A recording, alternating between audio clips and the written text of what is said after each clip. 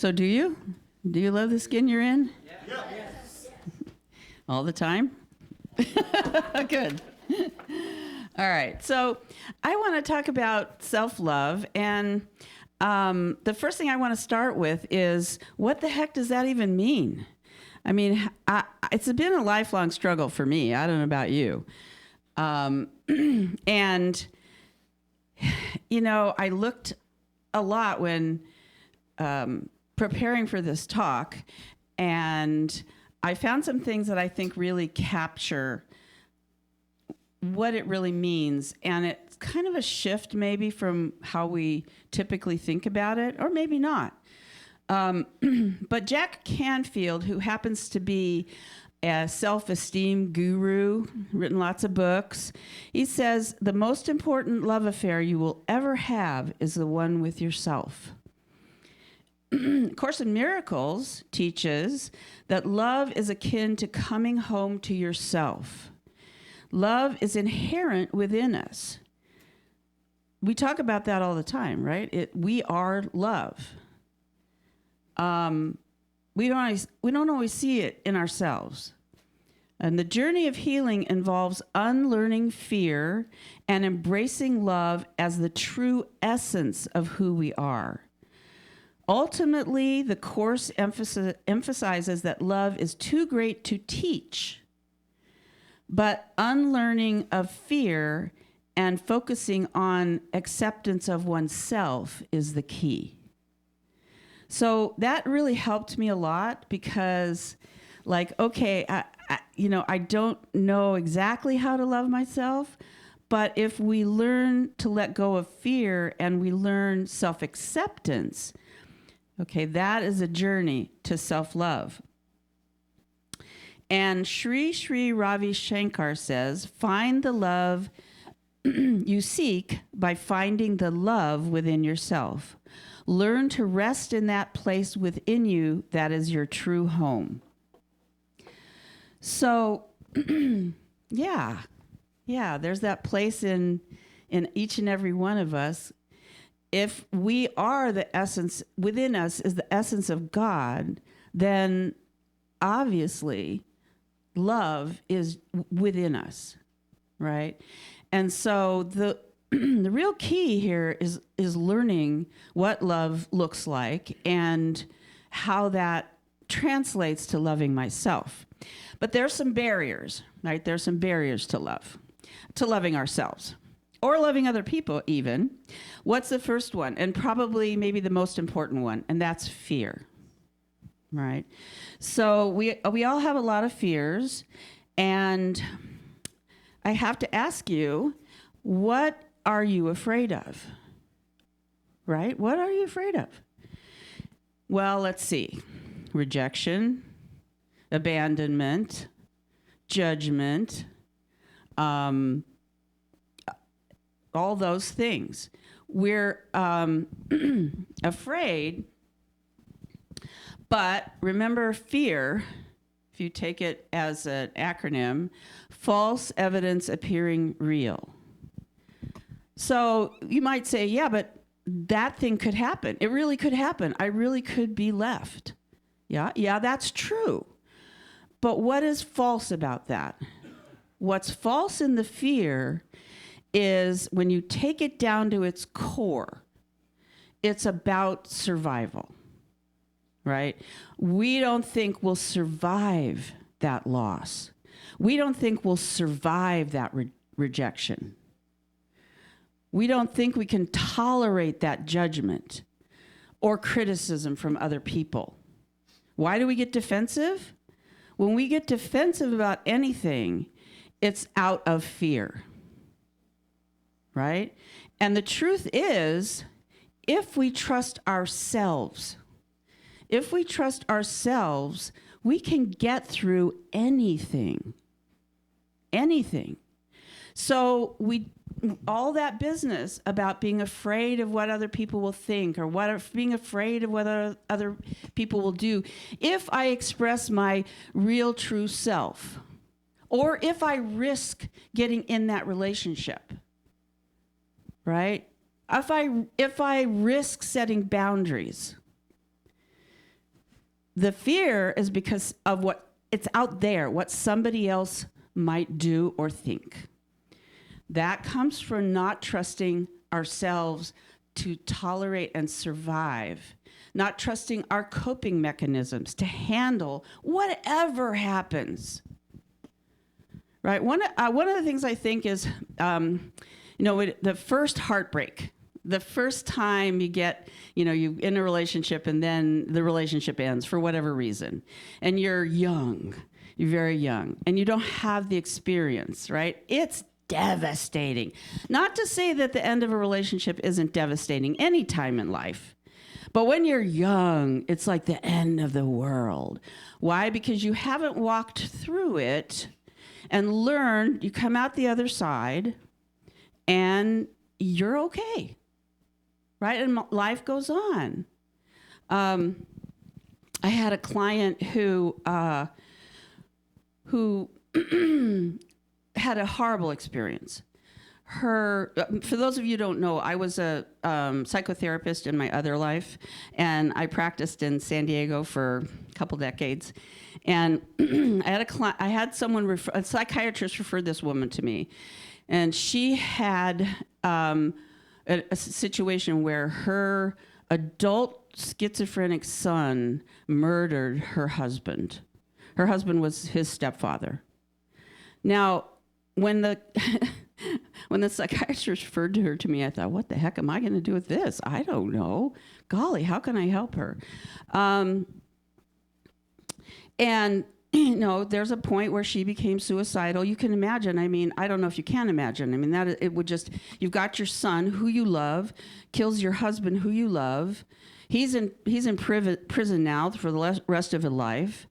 Devastating, right? And she did become suicidal at one point because he thought, I can't tolerate this pain. Guess what? She did. She learned how to tolerate what she was going through. She learned how to express her feelings. She learned how to trust the universe. And after she, moved through most of it, she actually met another man and got married again and was happy again. So, that's, older you get, the more you have those kind of experiences. And if we realize we got through it and we can get through anything, we don't have to fear. So, Course in Miracles says, trust would settle every problem, right? Every problem. So another barrier to loving yourself is judgment. How do I judge me? Let me count the ways. I would like you to raise your hand if you never judge yourself. Right. So where does that judgment come from, really? I mean, actually, self-judgment at its core is about we learned in our upbringing, in our experiences, in our formative years, that we need to earn love, right? We get criticized by our parents, we get criticized at school, and so we take all of that and we keep doing it to ourselves. No matter how old we are or how young we are, those voices come from the past. They aren't the truth. You guys all know this. You know this. They aren't the truth. And yet we entertain them. We open the door and invite them to dinner. Right? So I have a nephew who is... he's 27 years old. He had a pretty rough upbringing, and he recently learned that he's actually autistic, high-functioning autism, very high-functioning. You wouldn't necessarily see it in him if you met him, but he's having a hell of a time with relationships. My heart breaks for him. And we were talking about, so he had a breakup, and it was very hard, very, very hard on him. And we talked and talked and talked, and he managed to get through it and come out the other side. But he learned a lot about, what to do and what not to do, or whatever, what's healthy in a relationship and what isn't. What he said to me recently, he made a mistake. He teased his friend, another friend that he's developed, a female friend, and they were working on some project, and teased her, but he said it came out mean. He didn't really mean it to be mean, but it came out mean. Anybody ever done that? And he said, I did everything perfect up until then. Did everything perfect, everything I was supposed to do. Now, keep in mind, he's autistic, okay? And there's a pretty black and white kind of perspective on the world and stuff, and relationships aren't easy. Nevertheless, he said, I did everything perfect. And now I did this, and I'm probably going to lose this relationship too. But how many of us who aren't autistic struggle with that kind of thing? I need to be perfect in a relationship. I can't make any mistakes. And I'm so hard on myself if I do. And he did apologize to her right away, and she said, that's okay. I don't know what's going to happen. But that judgment comes from this idea that we need to do this or that, or be this or that to earn love. Well, we do it to ourselves, right? We judge ourselves. And that judgment is a complete opposite of self-love. And we hear that a lot. It's very important, however. Oh, yeah. Shame versus guilt. So I have to tell you a little story about this book. This book is called Love for No Reason. And the author is Marcy Shimhoff, who I had never heard of. But, we've heard repeatedly during service, go take a book for free off the shelf back there in our library. Go take a book for free. So I thought, well, let me see what's back there. And I pulled this book out. I opened it up, and there was a chapter on unconditional self-love. This is a great book, by the way. She has a lot of great strategies for love, not just of yourself. That's one chapter, but, love in general, coming from a place of love. But she talks about, there's this one guy in there who talks about guilt, and he reframes it as regret and guilt. So let's say guilt is synonymous with shame. So regret is something that I wish I hadn't have done, say. Now, you can make amends. You can say, well, darn it, I really regret doing that or saying that or whatever it was, and you make amends, right?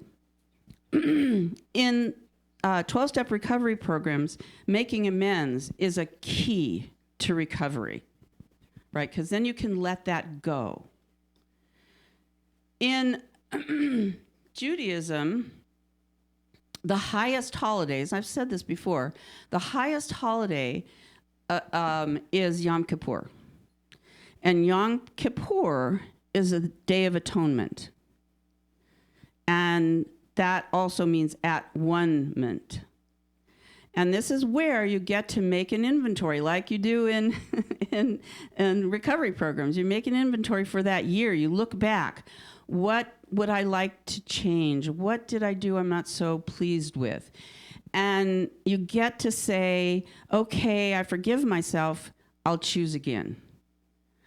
So that's a kind of regret. But guilt and shame, we carry these around, and it's about feeling defective. I'm not good enough, right? I feel it's about fundamentally, I'm not okay.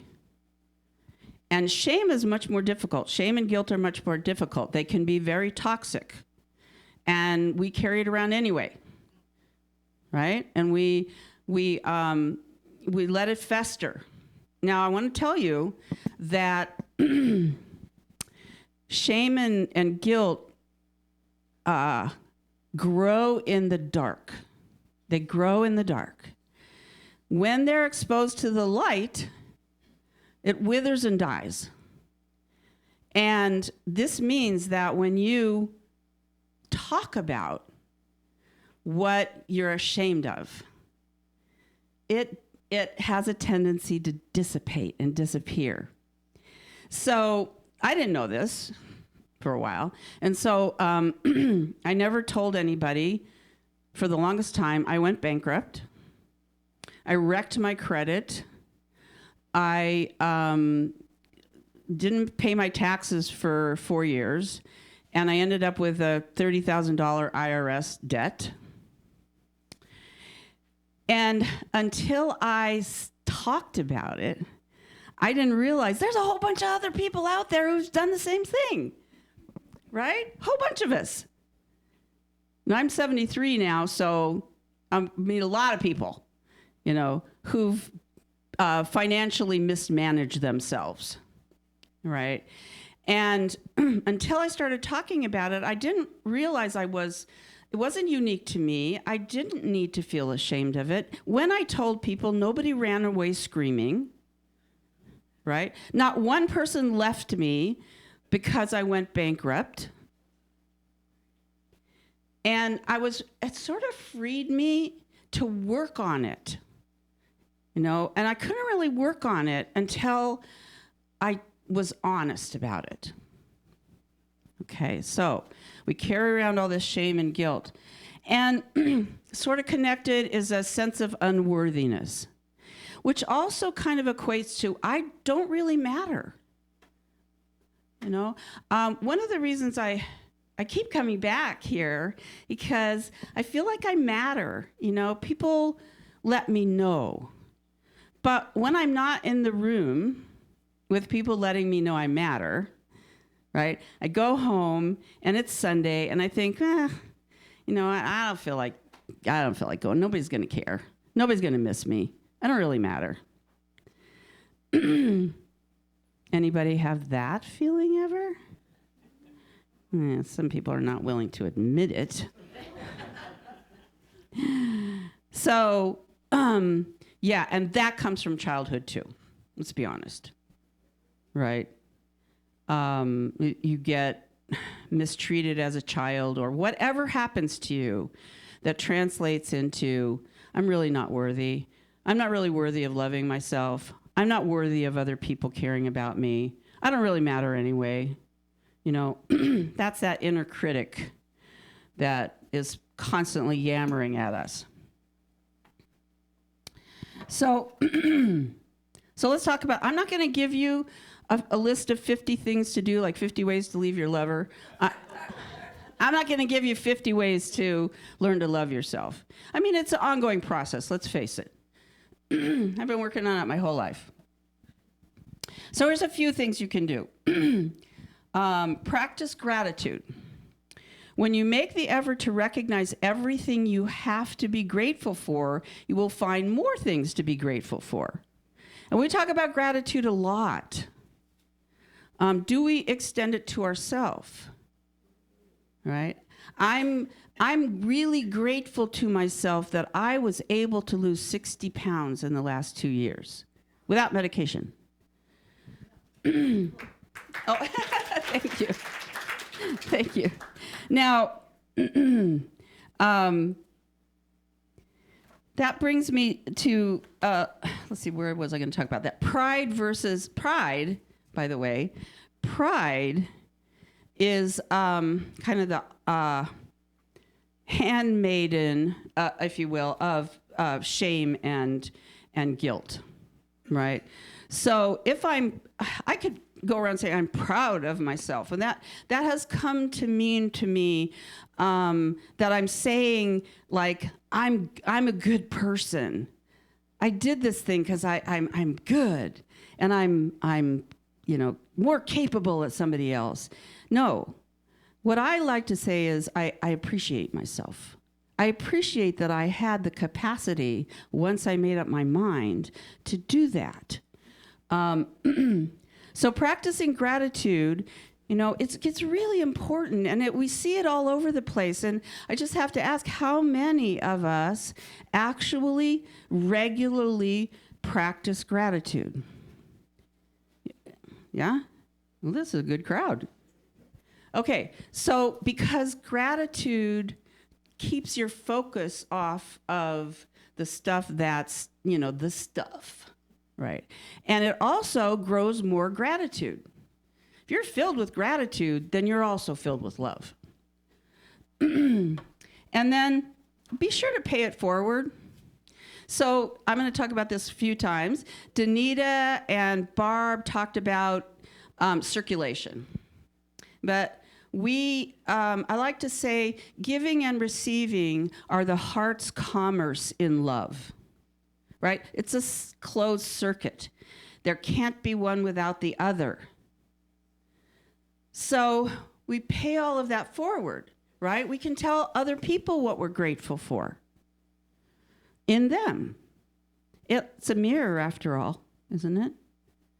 Right? What we see in other people is really an aspect of ourselves, right? So if we are focusing on the qualities in them we don't like, guess what? It's a mirror.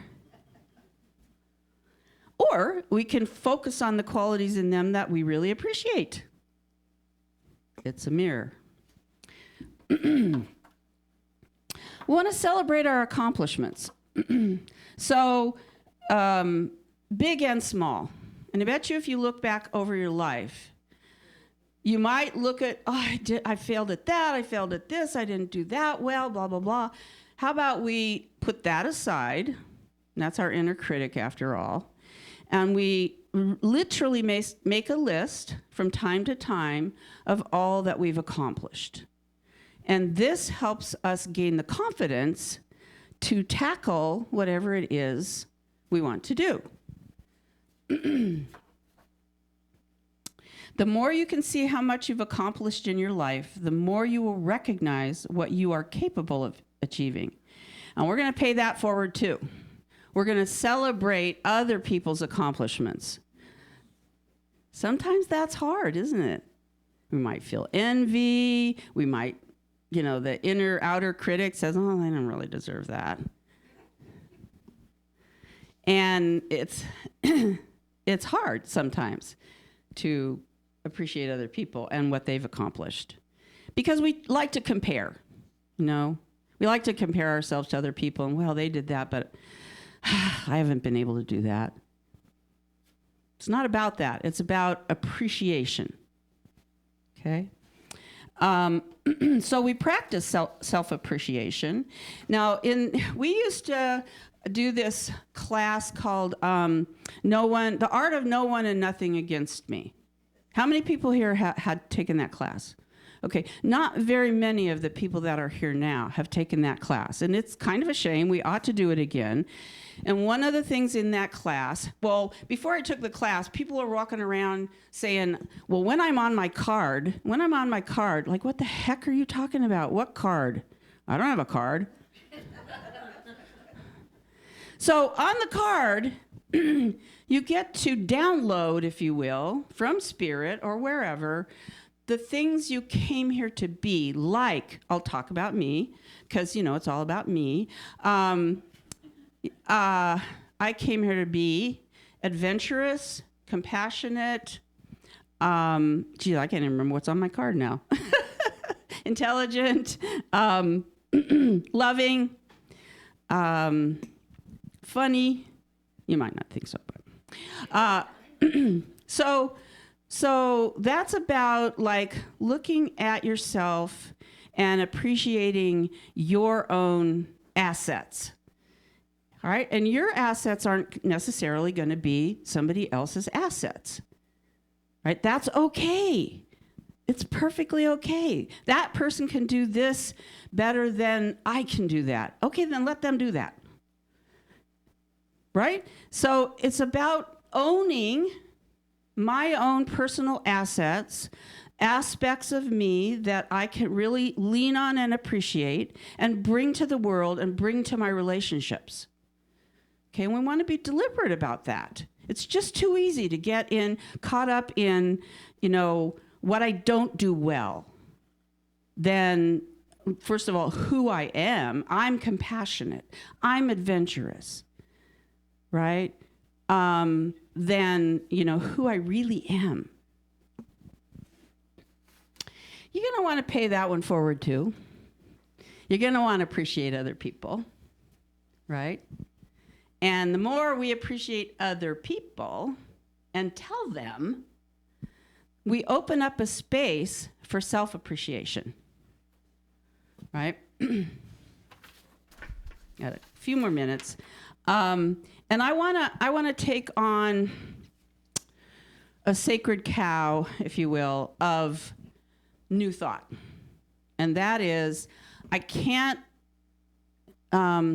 get love until I love myself, right? We hear that a lot. You have to love yourself first. First of all, I didn't even know what that meant. And I'm going to say there are lots of paths to self-love, okay? And I don't agree that you have to love yourself first. How I learned to love myself was opening my heart. Danita talked about this too. It's circulation, right? Love is circulation. It's nothing if it's not circulated, right? So every time I get a microphone, it has little hairs on it that tickle my face. So when my ex-husband left, I was devastated. I was absolutely devastated. I was a wreck. I cried for a month. I could barely function. It was a 17-year relationship. I expected to be married to him for the rest of my life. And he left. He didn't tell me he was leaving. He didn't talk about it. I came home 2 days before Christmas, and he had left me a 2-paragraph letter explaining nothing. And he was gone. He was just gone. He wouldn't talk to me, so it was almost as if he died. At one point, he blocked when I started to get angry, at first, the stages of grief, right? You're not necessarily angry at first, but anger is one of the stages. And then I started to get angry. He blocked my email because he didn't want to hear it. So I was a wreck. And I did not have a spiritual life at that point. So I thought, well, I can either lay down and die, or I can get my butt into a spiritual program, which is what I did. And in the process of doing that, my heart opened up. I mean, I didn't realize how many defenses that I was putting up between me and other people. I didn't realize that. Okay, and as adults, our defenses get a little rigid, and they tend to stick around unless we're deliberate about lowering our defenses. So I started letting other people love me. I started letting the love in their faces into my heart, right? I started, and since it's a mirror, we're a mirror for each other, I started opening my heart, and my practice was the way I learned to love me in one of the ways was to actually realize what other people saw in me, what other people found lovable in me, right? So I let that in.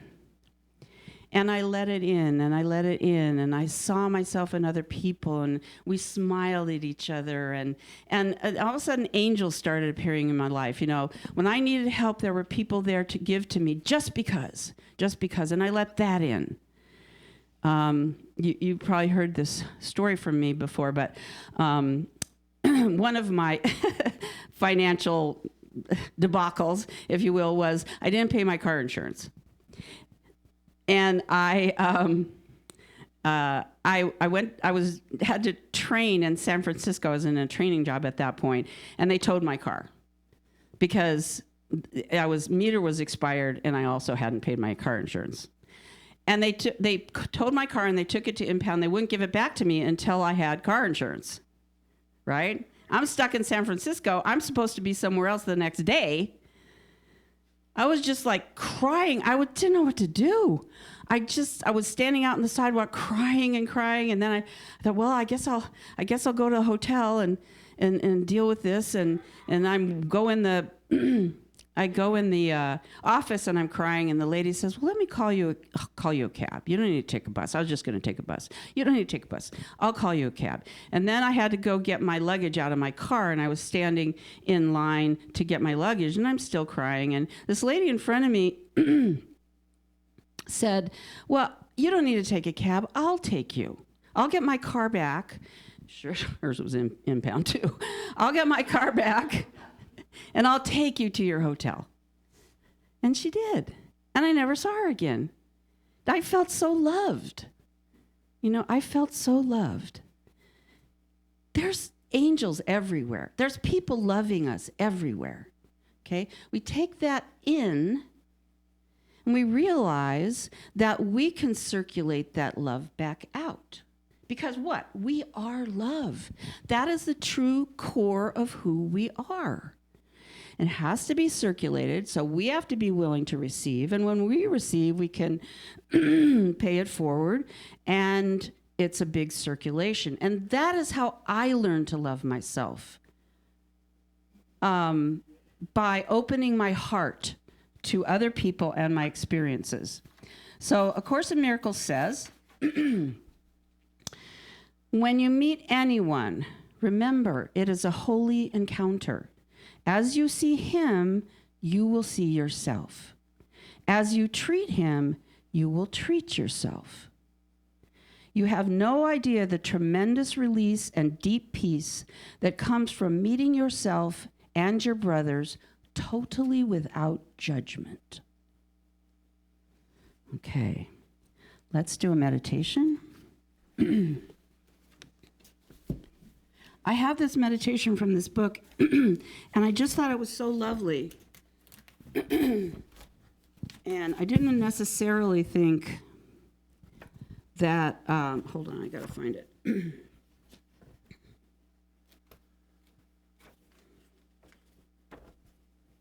I thought it was so lovely that I just thought it would be perfect for meditation. So if you don't mind, I'm gonna read a little bit. Go ahead and close your eyes, feet on the floor if you can. Get in the most relaxed position that you can. And the name of this meditation is Heaven and Earth Meet the Heart Meditation. Meet in the Heart Meditation. Let's take a few deep breaths and let go of everyday thoughts and your attention, and put your attention on your breath.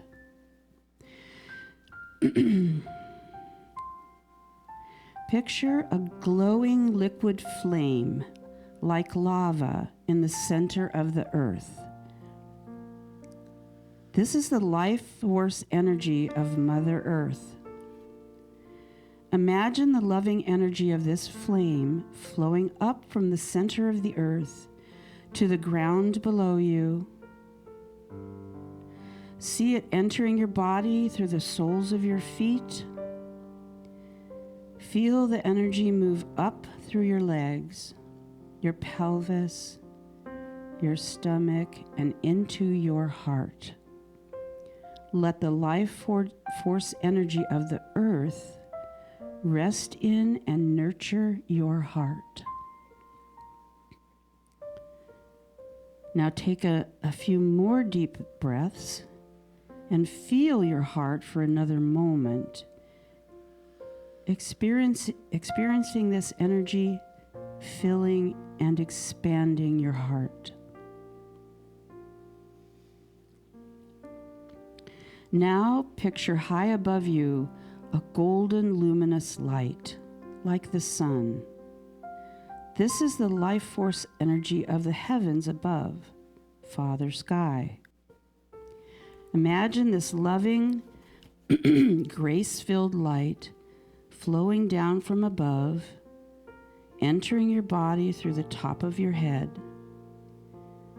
Feel the life force energy of the sun move down through your head, neck, shoulders, arms, and into your heart.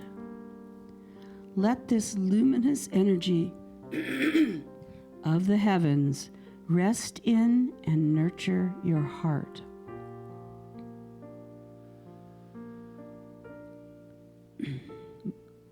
Focus on breathing rhythmically in and out, and feel your heart for another moment, experiencing this energy filling and expanding it.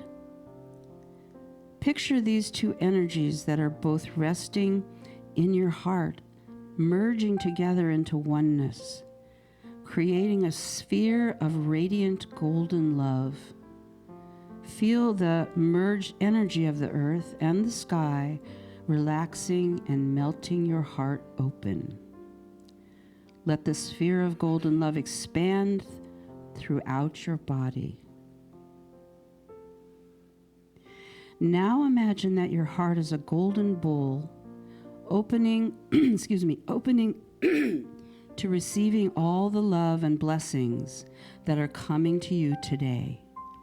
Sit for a few minutes, experiencing the openness and love.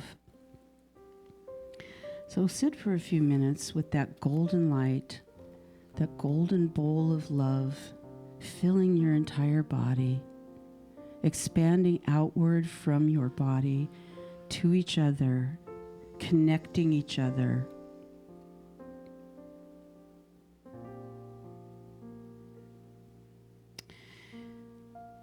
When you're ready, gently bring your attention back to your body, wiggle your fingers and toes, and then slowly open your eyes.